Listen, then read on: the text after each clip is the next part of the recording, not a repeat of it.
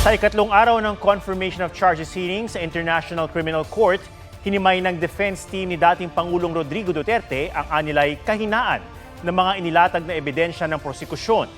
Mula sa The Hague, Netherlands, may live report si Mariz Umali. Mariz. Atom, natapos na nga ang ikatlong araw ng confirmation of charges hearing at dito sa ikatlong sesyon, isa-isahin ko lamang ang mga naging highlights. Kabilang dito ay ang paglatag ng depensa sa pamamagitan ni Defense Counsel Attorney Nicholas Kaufman sa mga kahinaan o weaknesses di umano ng mga argumento ng prosekusyon. At kabilang dito, number 1, yung over-heavy reliance on participating witness. Number 2, heavy attribution o hearsay attribution. Number 3, some victims are unidentified, making it impossible for the defense to confirm. Number 4, documentary records contradicted by a single prosecution witness. Number 5, conflicting witness, some contradicting one another, some even themselves. And number 6, repeated absence of any evidence to link the hitman to our client, meaning si dating Pangulong Rodrigo Duterte. At binanggit din na Atom ng depensa na hindi dapat gamitin o dapat alisin yung isa sa mga videos na ipinalabas ng prosekusyon kung saan nanonood si dating Pangulong Rodrigo Duterte ng CCTV at nakita niya yung pagpatay ng tatlong hitman sa mga tatlong victims. Hindi daw dapat ito gamitin as evidence because the prosecution has outed one of the one who operates the CCTV at sa pamamagitan nito na-expose siya sa danger. At bago matapos yung sesyon o yung proceedings ngayong araw ay humiling naman ang prosekusyon ng ilang minuto na actually 1 minute lang pero medyo nag-extend siya more than a minute ng closed session dahil actually hindi natin alam pero posible ayon sa mga abogadong ating nakausap na posible ang dahilan nito ay pinuna ng prosekusyon yung paulit-ulit na pagbanggit ng depensa ng mga pangalan ng mga witnesses na hindi dapat mababanggit o nakaredact ito sa proceedings dahil nga sa nalalagay ang mga witnesses na ito sa peligro. At narito po ang kabuuan ng aking ulat. Madam Giniit ni Attorney Nicholas Kaufman na hindi sapat ang hawak na ebidensya ng prosekusyon para litisin ang dating Pangulo ng Crimes Against Humanity of murder and attempted murder para sa mga pagpatay sa drug war nung mayor pa siya ng Davao City hanggang naging Pangulo ng Pilipinas. Mr. Rodrigo Duterte should not remain in detention for years to come simply because the prosecution cannot make out substantial grounds to believe that this individual committed the crimes with which he is charged. Unang pinuna ni Kaufman ang mga ipinresenta ng prosekusyon ng mga talumpati noon ni Duterte. Hindi raw naipakita ng mga ito ang criminal intent at namimili lang daw ang prosekusyon ng isasama para bumagay sa kanilang naratibo. Kung 20 talumpati raw ang ipinakita ng prosekusyon, 35 naman ang nakita ng depensa na nagpapakita ng paghimok ni Duterte sa mga alagad ng batas na sumunod sa batas. Let's look at what the deputy prosecutor didn't state from the same speech. And the order is simply this: go out, arrest them if you can. But if there is no peaceful method of doing it and you're presented with violent resistance, thereby placing your jeopardy in your life, you shoot. Well, the son of the Mr. Duterte's language, obviously, but nevertheless an exhortation to lawful self-defense.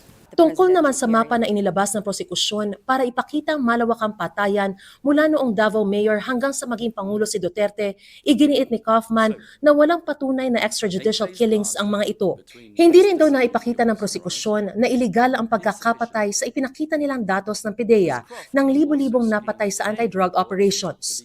Hindi rin daw isinama ng prosekusyon ang nasa parehong report na kumpara sa bilang ng mga naaresto, mas kakaunti ang mga namatay.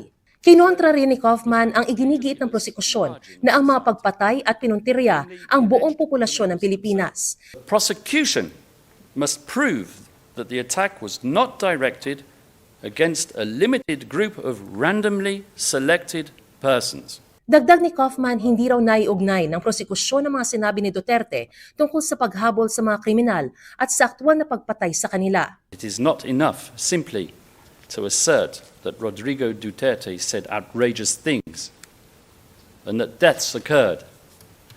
The prosecution has to show which one of Duterte's statements, orders, or commands were given to a specific individual who then went out and pulled the trigger or communicated the command to someone else who also went out and pulled the trigger, killing one of its 78 identified victims.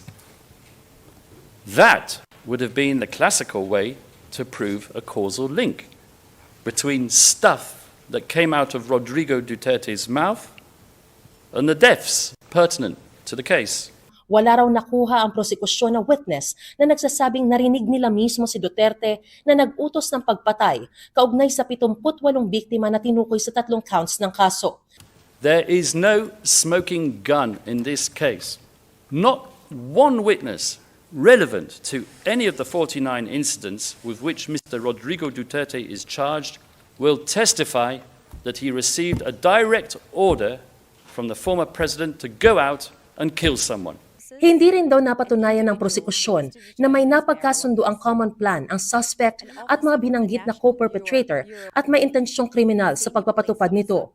Pinabulaanan din ng depensa na bahagi ng common plan ang inilabas na memo noon ni dating PNP Chief Bato de la Rosa kaugnay sa Oplan Tokhang. Taken out of context daw ito at pinalabas lamang daw ng prosekusyon na utos ito para i-target ang mga suspect na sangkot sa droga, gayong ang ibig sabihin daw ng Tokhang ay knock and plead. Sunod na tinalakay ni Kaufman ang nakasaad na neutralization sa mga direktiba sa pulisya sa operasyon.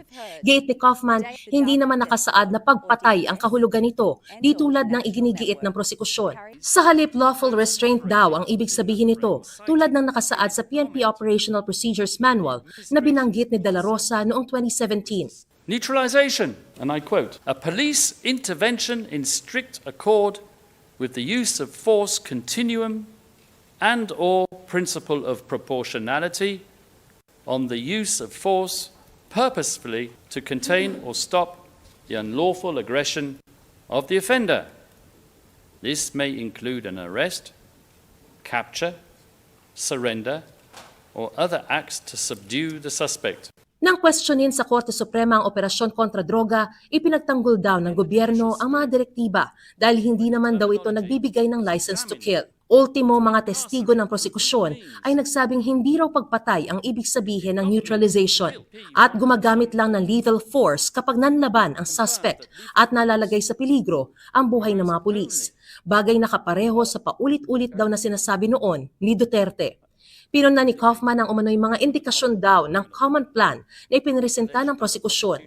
Binanggit ni Kaufman ang interview ng pinangalanang co-perpetrator ni Duterte na si De La Rosa noong 2016. Interview with De La Rosa, mentioned in paragraph 28, after supposedly inciting a crowd of drug addicts to cause criminal damage to the properties of their narcotics suppliers, the newly elected chief of police states,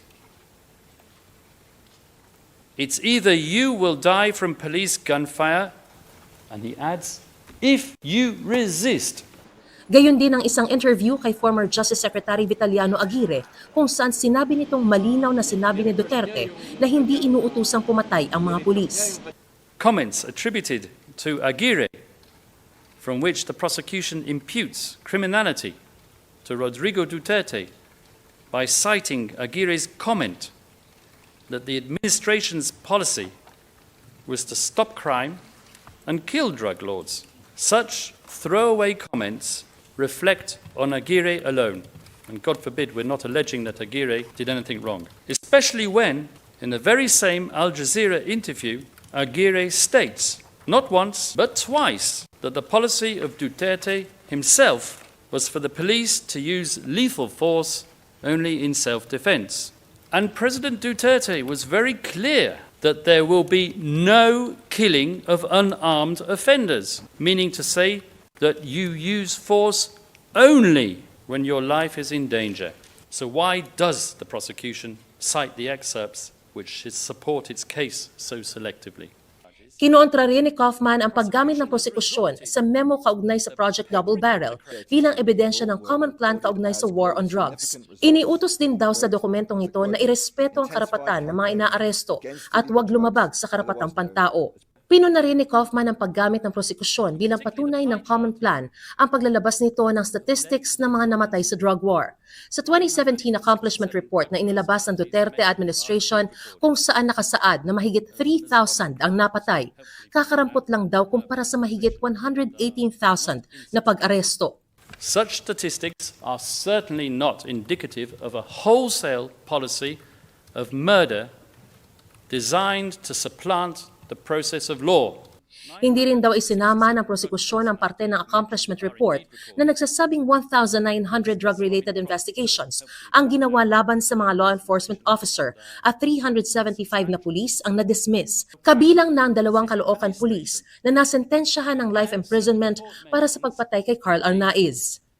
Which set out additional policies and guidelines in the conduct of double At barrel. sa kabila naman ng pagtibag o pagbasag ng depensa sa mga argumento ng prosekusyon, hindi natitinag ang mga pamilya ng mga biktima ng extrajudicial killings. Anila ay nagninitpick lang daw ang depensa at hindi raw maalis ang katotohanan na napakarami raw namatay at ang kanilang mga mahal sa buhay ay hindi lamang estatistika kundi mga tunay na tao. At kumpiyansa rin daw ang mga pamilyang ito sa argumento ng prosekusyon dahil nag-imbestiga raw ang prosekusyon ng husto at ang tanging kanilang tinatayuan ay ang katotohanan.